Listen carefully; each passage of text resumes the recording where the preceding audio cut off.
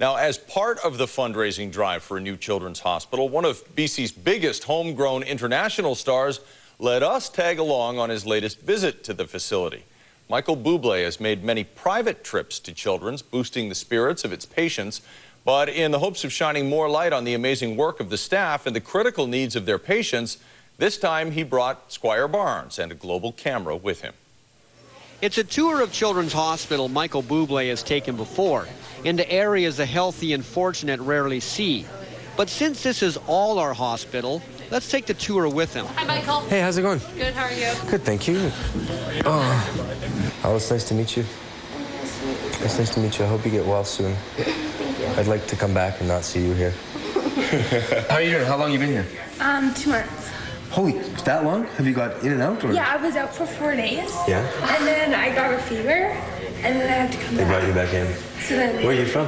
Victoria. Oh, you're from Victoria. Home of Nellie Furtado and Dinah Kroll and David Foster. Apparently. Yeah, but you were really turned on by that. You're like, whatever. Michael Bublé has made numerous visits to Children's Hospital, but his approach has changed. At first, he didn't really know what to say to the kids or their parents, so he decided to just be honest, just be himself. Good luck. Thank you so much. No problem. If you noticed when I talk to the kids, I don't pretend that it isn't happening. Because the kids are smarter than that. It's sort of, I don't want to take away their dignity and talk to them and say, and that's not what they want. You know, they're kids. They just, you know, you're on the same one. Pretty good, pretty good. So look at the stuff we have to hold in the hall here. Yeah, it's just thing. Now, When Michael Bublé visits, he sees both what's great about Children's Hospital and what's not. Its most evident problem is a lack of space. The hospital is just not big enough. But you know, here's an example of just, well, we don't have the space in this hospital to move stuff out. A lot of the equipment, a lot of the disposables we have in the hospital, the IV sets and so forth, come in cardboard boxes. Now, the environmental services will come along and get rid of this, but this is not unusual that we find in the hallways of the hospital this. So imagine being the parent of a little child who's really sick. And this is the ward that you're going to. You're scared to death to begin with, but it doesn't exactly...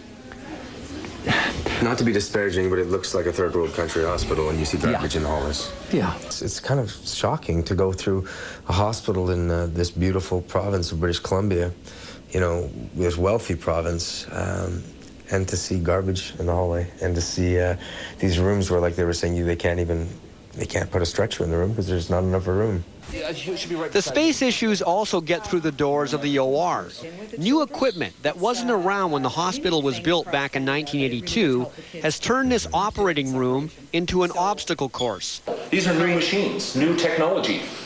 It was not anticipated when this room was built for brain surgery, neurosurgery. None of these machines were even dreamt of. You know, the doctors are not bellowing or they're not. It's not like they're blowhards and they're, you know, they care. They're here because they care about the kids, and they, you know, and they've made it a personal responsibility to make the call and to tell people, and to, you know, I know that Jeff, the doctor that just took us through, you know, off camera and stuff, he was saying, you know, that it's difficult for him. You know, it's there's a pride thing. He doesn't, you know, he doesn't want to have to look into a camera and to say, look, there's garbage sitting here, and help us out, you know, but he feels a responsibility to do the right thing.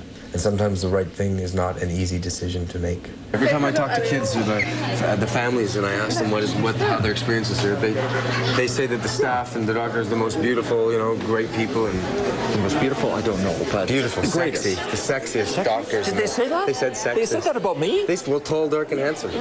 Me? It's obvious Children's Hospital does incredible work.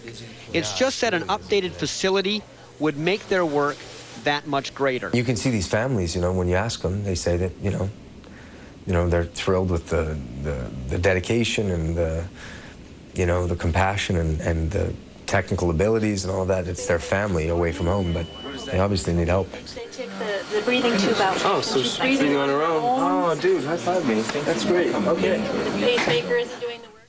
Again, go to Global TV BC if you can help.